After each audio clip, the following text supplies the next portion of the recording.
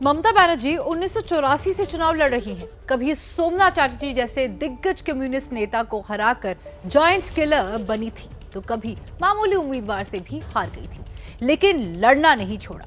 इतना तो जरूर है कि ममता की जीत का स्वाद नंदीग्राम की हार से थोड़ा कसैला तो हो गया होगा।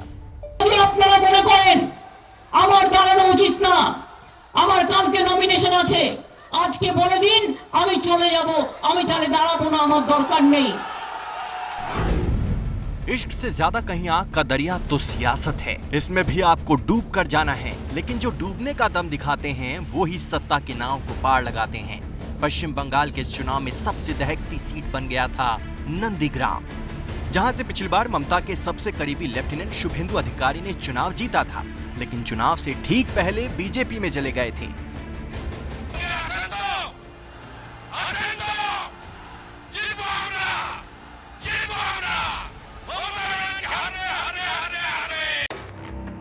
पिछले लोकसभा चुनाव में बीजेपी ने जिस तरीके से 42 में से 18 सीटें जीत ली थीं, उससे बीजेपी के प्रति लोगों का आकर्षण बढ़ा। ममता सरकार में मंत्री होने के बावजूद शुभेंदु को लग रहा था कि दीदी अपने भतीजे अभिषेक बनर्जी को ज्यादा भाव दे रही हैं, तो उन्होंने मौके की तलाश शुरू की। बीजेपी ने मौका दे दिया। जब गृह मंत्री अमित शाह की मौजूदगी में शुभेंदु बीजेपी में शामिल हुए, तो इसे ऐन चुनाव से पहले ममता के लिए बहुत बड़ा झटका माना गया। आप इतने साल ममता जी के साथ रहे, उनके राइट हैंड रहे, अब उन्हीं के खिलाफ चुनाव एक तरीके से है।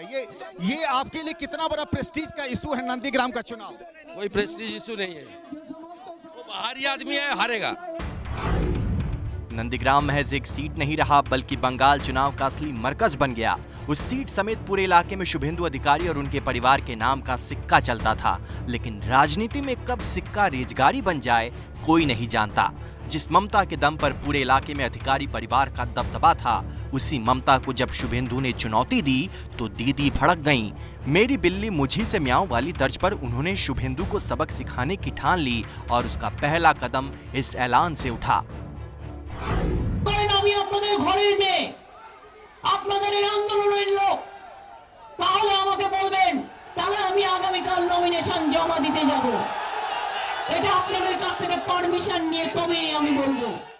अब दीदी हम तो हर किसी का भला चाहते, हम नहीं चाहते किसी को चोट आए, लेकिन जब स्कूटी ने नंदीग्राम में गिरना तय किया है तो हम क्या करें। इस बयान और ऐलान ने ममता की राजनीति को नई परिभाषा दे दी।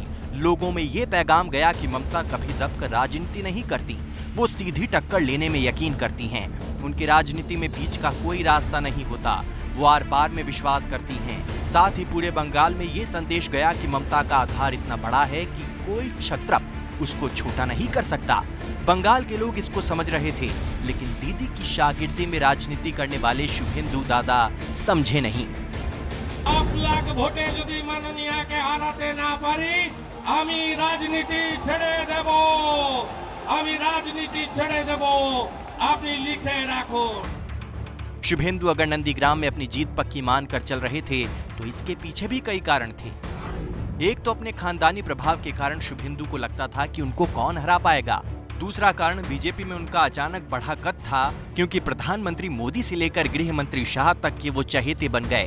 तीसरा कारण इस सीट से पिछली बार मिली उनकी शानदार जीत थी, और चौथा कारण नंदीग्राम आंदोलन की वो विरासत थी, जिसकी नेता अगर ममता बनर्जी थीं, तो आंदोलन का योद्धा शुभेंदु अधिकारी। ममता ने नंदीग्राम को अपने अस्तित्व का संग्राम बनाकर शुभेंदु को सियासी चक्रव्यूह में घेरने की कोशिश की। ममता की इस रणनीति का असर सिर्फ एक सीट तक सिमटा हुआ नहीं था, बल्कि पूरे मिदनापुर में वो ये संदेश दे रही थीं कि असली नेता तो वही हैं। शुभेंदु तो उनके नाम पर अपना नाम चमका रहे थे, लेकिन ममता की हार पर स्कूटर के बहाने प्रधानमंत्री मोदी पहले ही चुटकी ले चुके थे। अब दीदी हम तो हर किसी का भला चाहते, हम नहीं चाहते किसी को चोट आए, लेकिन जब स्कूटी ने नंदीग्राम में गिरना तय किया है तो हम क्या करें। नंदीग्राम से ममता की रणभेरी उनके खास मुस्लिम वोटरों को रिझाने में भी एक अहम पत्ता बना, तो ममता के जुझारू तेवर की नई सरजमी भी।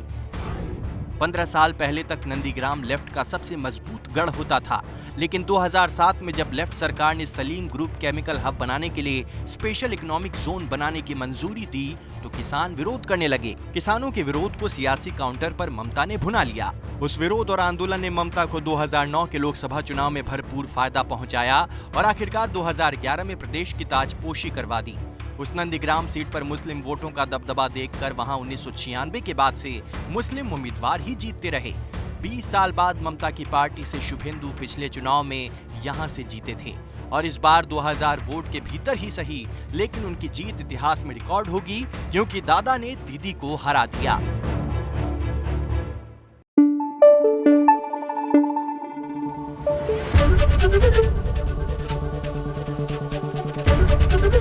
एबीपी न्यूज आपको रखे आगे।